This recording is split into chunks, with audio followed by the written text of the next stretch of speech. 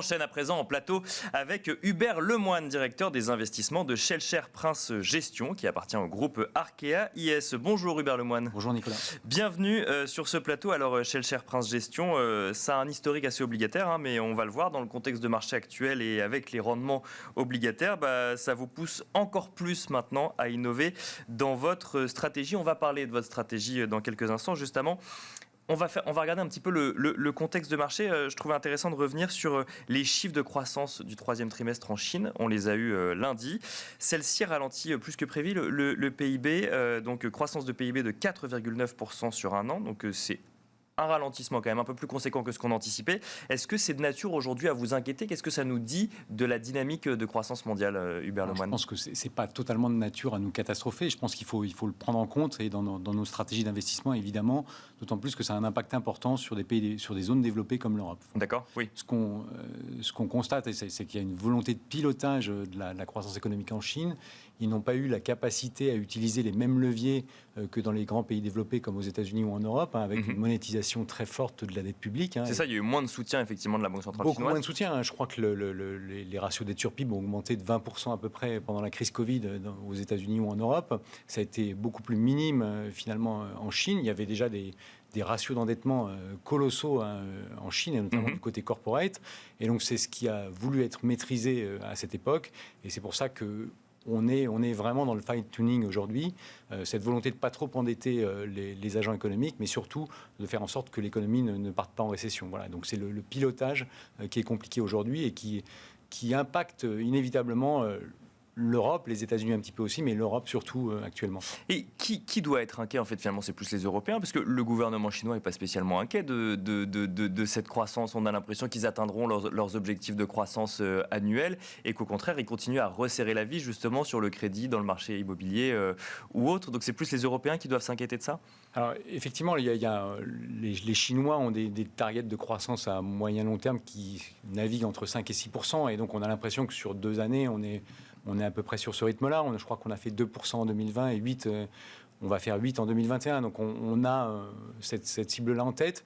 Aujourd'hui, les Européens, effectivement, sont un petit peu plus contraints. On voit que l'Allemagne, qui est en excédent commercial très fort avec la Chine, subit quelque part ce ralentissement chinois. Et puis, inévitablement, même si, John le rappelait, les marchés sont au plus haut, il y a toujours cette crainte finalement de contagion des marchés chinois aux marchés développés. Bien sûr, oui. Les marchés chinois, c'est moins 20 aujourd'hui depuis le début de l'année sur les actifs risqués, avec inévitablement un marché action et un marché du crédit qui est sous pression.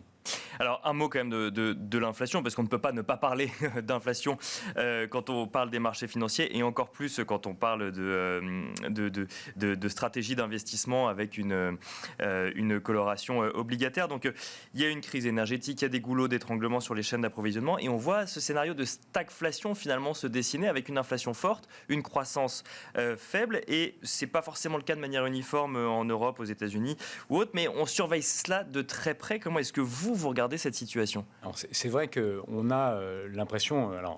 On est sur un scénario d'inflation plus durable que transitoire. Bien sûr, John Plassard l'a rappelé, effectivement. Voilà, rappelé, mais de façon transitoire, il y a quand même une explosion des coûts énergétiques, et notamment en Europe. Il y a une dépendance énergétique de l'Europe beaucoup plus forte qu'aux États-Unis, qui, bien sûr, depuis 2-3 ans, est indépendante.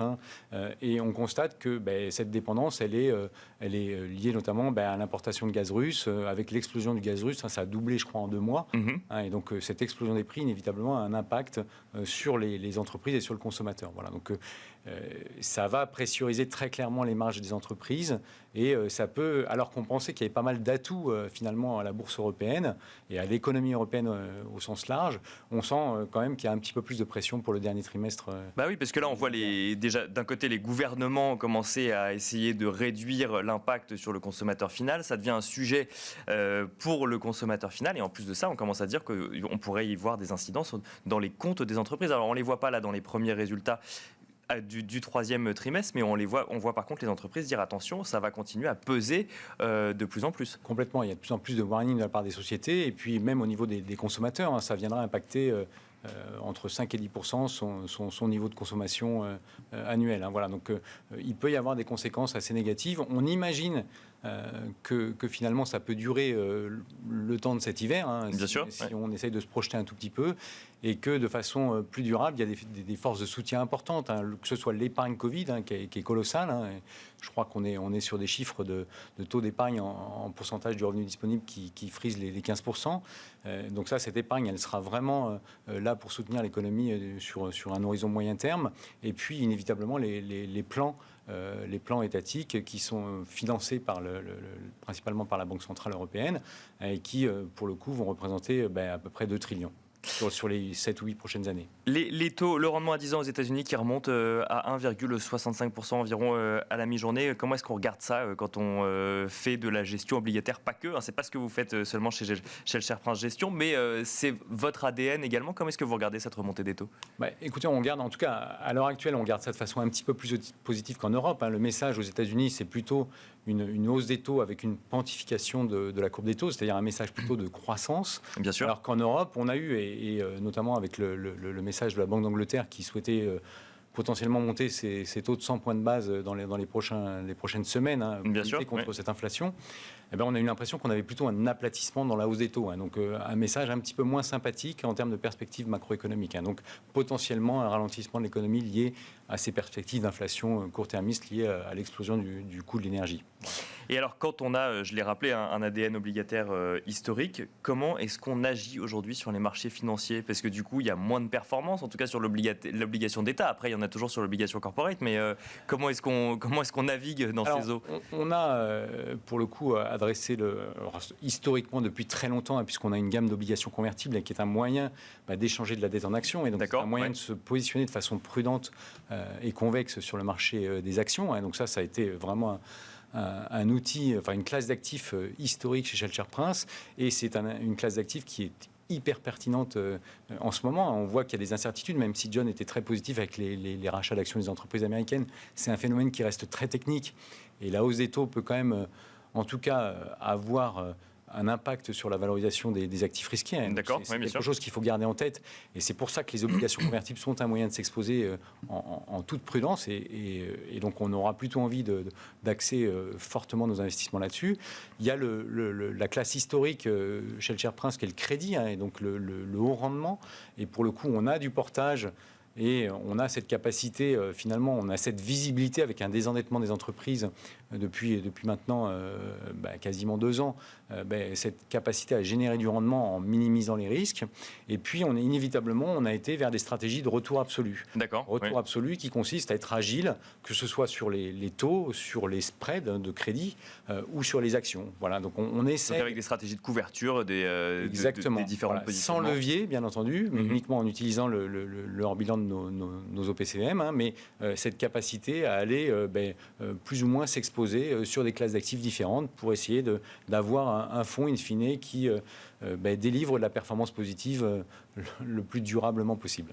Il nous reste quelques secondes. Je lisais en préparant cette émission une étude de Bank of America qui disait que la part des actifs obligataires a chuté pour atteindre un plus bas record aux États-Unis, en lien donc avec l'inflation ou la croissance chinoise dont on vient de parler. Vous le constatez vous aussi du coup chez le Cher Prince Gestion, ou vous êtes un peu moins drastique que ça? Non, je suis effectivement comme je vous le disais, la performance absolue prend de plus en plus de place.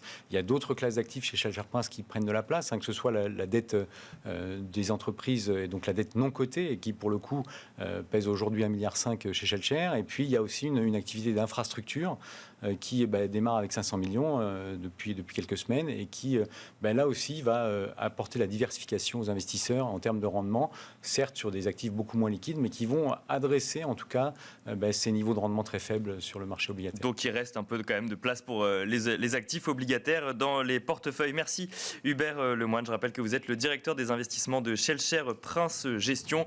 Merci à vous également de nous avoir suivis. C'est la fin de l'édition de la mi-journée de Smart Bourse, et on se retrouve tout à l'heure à 17h pendant 1 heure pour décrypter les grands enjeux et les grandes tendances de marché.